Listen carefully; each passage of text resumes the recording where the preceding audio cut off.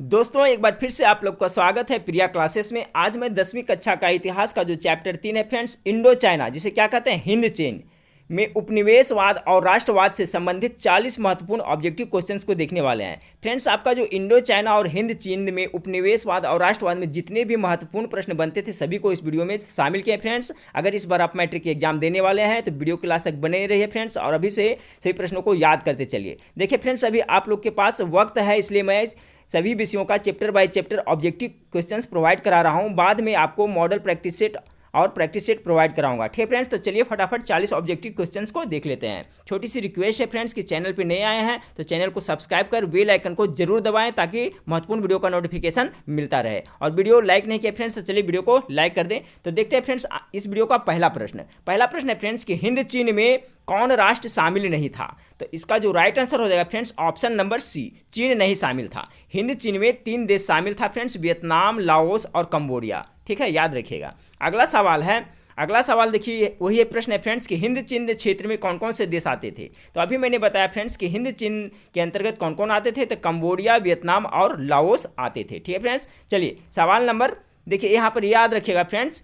देखिए नोट्स में आगे चल के आपको काम देगा कि लाओस को 1000 हाथियों का देश कहा जाता है। याद रखिएगा फ्रेंड्स कि 1000 हाथियों का देश किसे कहा जाता है, तो लाओस को कहा जाता है। और सफ़ेद हाथियों का देश किसे कहा जाता है, तो थाईलैंड को कहा जाता है। ये भी याद रखिएगा, आगे आपको काम देगा। सवाल नंबर 3 है फ्रेंड्स कि अंकोर वाट का मंदिर किस देश में बनाया गया था। ये भी देखिए आगे कंपटीशन में पूछा जाता है फ्रेंड्स, तो कंबोडिया में बनाया गया था। अभी इस तरह से कंपटीशन में पूछा जाता है फ्रेंड्स कि अंकोर वाट का मंदिर किस देश में स्थित है, तो किस देश में है, कंबोडिया में है। ठीक है, चलिए सवाल नंबर 4 को देखते हैं। सवाल नंबर 4 है कि अंकोर वाट के मंदिर का निर्माण किसने करवाया था। ठीक है फ्रेंड्स, तो किसने करवाया था, तो इसका जो राइट आंसर हो जाएगा ऑप्शन नंबर सी हो जाएगा, सूर्य वर्मा द्वितीय ने कराया था। और अंकोर वाट का मंदिर कहाँ है, तो कंबोडिया में है। सवाल नंबर 5 को देखें। सवाल नंबर 5 है आपका, हिंद चीन आने वाला प्रथम व्यापारी कौन था। यानी हिंद चीन में प्रथम व्यापारी कौन आए थे। हिंद चीन के अंतर्गत 3 देश आते हैं फ्रेंड्स, याद रखिएगा, कंबोडिया, वियतनाम और लाओस। तो यहाँ सवाल है कि हिंद चीन आने वाले प्रथम व्यापारी कौन थे। इसका राइट आंसर हो जाएगा ऑप्शन नंबर बी, पुर्तगाली थे। चलिए सवाल नंबर 6 को देखें। सवाल नंबर 6 है फ्रेंड्स कि हिंद चीन में बसने वाले फ्रांसीसी कहे जाते थे। हिंद चीन में जो फ्रांसीसी बसते थे फ्रेंड्स उनको एक अलग नाम दिया गया था, तो क्या कहा जाता था, तो इसका जो राइट आंसर हो जाएगा ऑप्शन नंबर सी, कोलोन कहा जाता था। ठीक है फ्रेंड्स, सवाल नंबर 7 को देखें। सवाल नंबर 7 आप लोग के सामने है फ्रेंड्स कि फ्रेंच इंडो चाइना की स्थापना किस वर्ष की गई थी। फ्रेंच इंडो चाइना की स्थापना किस वर्ष की गई थी, तो इसका जो राइट आंसर हो जाएगा ऑप्शन नंबर डी, 1887 ईस्वी में की गई थी। सवाल नंबर 7 को देखें। सवाल नंबर 8 को देखें। सवाल नंबर 8 है फ्रेंड्स कि हिंद चीन में कोलोन किन्हें कहा जाता था। तो कोलोन किसे कहा जाता था फ्रेंड्स, इसका राइट आंसर हो जाएगा ऑप्शन नंबर सी, फ्रांसीसी नागरिकों को हिंद चीन में क्या कहा जाता था, तो कोलोन कहा जाता था। सवाल नंबर 9 को देखें।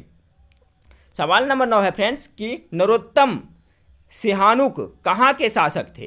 तो कहाँ के शासक थे, तो कंबोडिया के शासक थे। ठीक है फ्रेंड्स, नरोत्तम सिहानुक कहाँ के शासक थे, तो कंबोडिया के शासक थे। चलिए सवाल नंबर 10 को देखें। सवाल नंबर 10 है कि the history of the loss of Vietnam किसने लिखा था। ठीक है फ्रेंड्स, बहुत ही इंपॉर्टेंट प्रश्न है ये, the history of the loss of Vietnam किसने लिखा था। तो इसका जो राइट आंसर हो जाएगा फ्रेंड्स ऑप्शन नंबर बी हो जाएगा। ठीक है, फान बोई चाऊ ने। किसने लिखा था, फान बोई चाऊ ने। चलिए सवाल नंबर 11 को देखें। सवाल नंबर 11 है कि होवा हावो, यहाँ देखिए टाइपिंग मिस्टेक हुआ फ्रेंड्स, होवा यहाँ पर हो जाएगा हावो। होवा हावो आंदोलन किस प्रकृति का था। तो होवा हावो आंदोलन था जो आपका क्रांतिकारी धार्मिक प्रवृत्ति का आंदोलन था। सवाल नंबर 11 का राइट आंसर हो जाएगा ऑप्शन नंबर डी। चलिए सवाल नंबर 12 को देखें। सवाल नंबर 12 है कि जिनेवा समझौता कब हुआ था। ये भी बहुत ही इंपॉर्टेंट प्रश्न है। तो आपका जिनेवा समझौता हुआ था, इसका राइट आंसर हो जाएगा ऑप्शन नंबर ए, 1954 ईस्वी में जिनेवा समझौता हुआ था। सवाल नंबर 13 को देखें। सवाल नंबर 13 आपका है कि मार्च 1946 में फ्रांस व वियतनाम के बीच होने वाला समझौता किस नाम से जाना जाता है।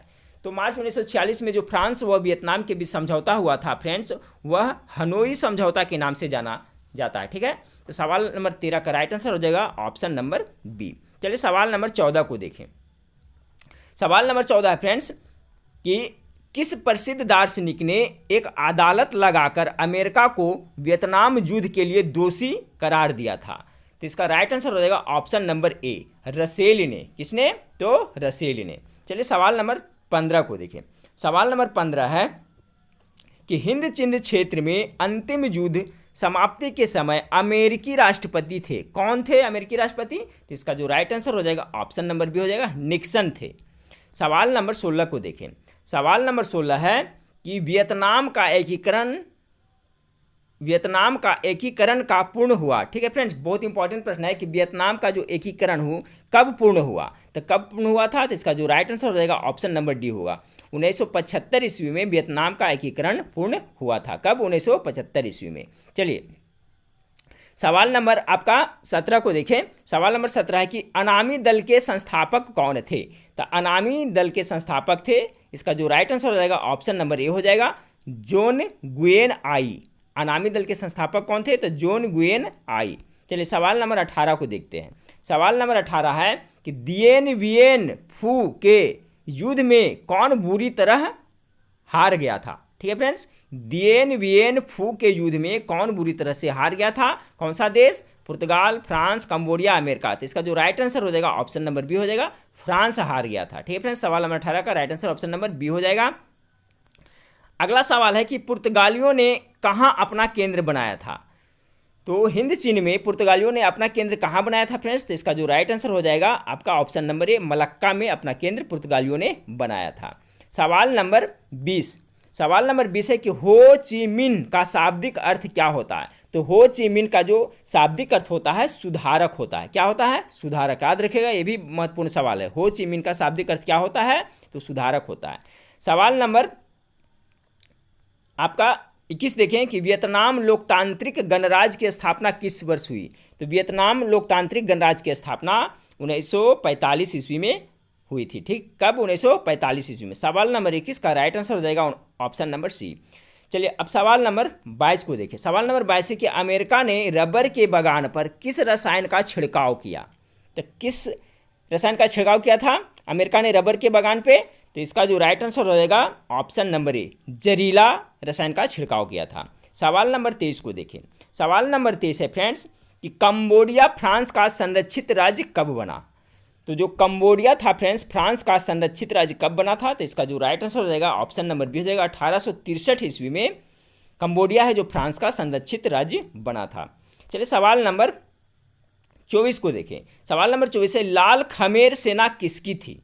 गेस कीजिए फ्रेंड्स, लाल खमेर सेना किसकी थी? तो इसका जो राइट आंसर हो जाएगा ऑप्शन नंबर बी, सिहानुक की थी। किसकी थी? तो सिहानुक की थी। कौन सा सेना? लाल खमेर सेना। चलिए सवाल नंबर 25 को देखें। सवाल नंबर 25 है कि वियतनाम में तोकिन फ्री स्कूल, देखिए ये बहुत ही इंपॉर्टेंट सवाल है। वियतनाम में तोकिन फ्री स्कूल किस उद्देश्य से स्थापित किया गया था? तो किस उद्देश्य से स्थापित किया गया था? तो इसका राइट आंसर हो जाएगा ऑप्शन नंबर डी, पश्चिम शिक्षा देने के लिए वियतनाम में तोकिन फ्री स्कूल की स्थापना की गई थी। सवाल नंबर 25 का राइट आंसर हो जाएगा ऑप्शन नंबर डी। सवाल नंबर 26 को देखें। क्रांतिकारी संगठन दुई तान होई के नेता कौन थे? ठीक है फ्रेंड्स, तो क्रांतिकारी संगठन दुई तान होई के नेता थे। इसका जो राइट आंसर हो जाएगा ऑप्शन नंबर ए हो जाएगा, फान बोई चाऊ थे। ठीक है, कौन थे? फान बोई चाऊ। याद रखिएगा, दुई तान होई के नेता कौन थे? तो फान बोई चाऊ। सवाल नंबर 27 को देखें कि जापान ने हिंद चीन पर कब अधिकार जमा लिया था? तो जापान ने हिंद चीन पर कब अधिकार जमा लिया था फ्रेंड्स? तो इसका जो राइट आंसर हो जाएगा ऑप्शन नंबर बी हो जाएगा, 1940 ईस्वी में। सवाल नंबर 28 को देखें। सवाल नंबर 28 है कि स्कॉलर्स विद्रोह कब हुआ? तो स्कॉलर्स विद्रोह कब हुआ था? इसका जो राइट आंसर हो जाएगा ऑप्शन नंबर ए हो जाएगा, 1868 ईस्वी में स्कॉलर विद्रोह हुआ था। स्कॉलर विद्रोह कब हुआ था? तो 1868 ईस्वी में। चलिए सवाल नंबर 29 को देखें। सवाल नंबर 29 आपका है कि संयुक्त वियतनाम का गठन किस वर्ष हुआ? तो संयुक्त वियतनाम का गठन किस वर्ष हुआ था फ्रेंड्स? तो 1975 ईस्वी में। और वियतनाम का जो एकीकरण है कब पूरा हुआ था? तो 1975 ईस्वी में। दोनों को याद रखिएगा। तो संयुक्त वियतनाम का गठन किस वर्ष पूरा हुआ? तो सवाल नंबर 29 का राइट आंसर हो जाएगा option number D. Option number D friends. देखिए नोट्स में लिखा हुआ है कि वियतनाम का एकीकरण कब हुआ था, तो 1975 में हुआ था। दोनों पॉइंट को याद रखिएगा। सवाल नंबर 30 को देखिए, होवा हाओ आंदोलन का प्रणेता कौन थे? तो होवा हाओ आंदोलन के प्रणेता थे फ्रेंड्स, इसका राइट आंसर हो जाएगा ऑप्शन नंबर ए, हुइन फू सो। कौन थे? तो हुइन फू सो। सवाल नंबर 30 का राइट आंसर हो जाएगा ऑप्शन नंबर ए। अब चलिए सवाल नंबर 31 को देखिए। सवाल नंबर 31 है कि वियतनाम में स्कॉलर्स रिवोल्ट किसके विरुद्ध हुआ था? महत्वपूर्ण सवाल है फ्रेंड्स।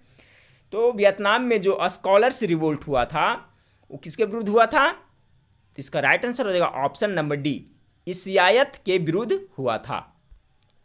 चलिए अब सवाल नंबर 32 को देखते हैं। सवाल नंबर 32 है, किस राष्ट्रपति के शासनकाल में अमेरिका ने वियतनाम युद्ध में पहली बार भाग लिया था? तो इसका राइट आंसर हो जाएगा ऑप्शन नंबर सी, कैनेडी के शासनकाल में। किस राष्ट्रपति के शासनकाल में? तो कैनेडी के शासनकाल में अमेरिका ने वियतनाम युद्ध में पहली बार भाग लिया था। सवाल नंबर 33 को हाँ फ्रेंड्स, तो सवाल नंबर 33 देखें। सवाल नंबर 33 है कि वियतनाम में तोकिन फ्री स्कूल की स्थापना कब हुई थी? तो वियतनाम में तोकिन फ्री स्कूल की स्थापना कब हुई थी? तो इसका जो राइट आंसर हो जाएगा ऑप्शन नंबर ए, 1907 ईस्वी में। चलिए अगला सवाल को देखते हैं। देखिए फ्रेंड्स यहाँ नंबरिंग में गलती हुई है, कोई बात नहीं। तो सवाल नंबर 36 को देखें कि वियतनाम स्वतंत्रता लीग की स्थापना किसने की? तो वियतनाम स्वतंत्रता लीग की स्थापना किसने की थी? तो इसका जो राइट आंसर हो जाएगा ऑप्शन नंबर बी हो जाएगा, हो ची मिन्ह ने की थी। किसने? हो ची मिन्ह ने। सवाल नंबर 37 को देखें। सवाल नंबर 37 है फ्रेंड्स कि इंडो चाइना को किस देश ने अपने उपनिवेश के रूप में विकसित किया? बहुत महत्वपूर्ण सवाल है फ्रेंड्स कि इंडो चाइना को किस देश ने अपने उपनिवेश के रूप में विकसित किया? तो इसका जो राइट आंसर हो जाएगा फ्रेंड्स ऑप्शन नंबर डी हो जाएगा। किसको?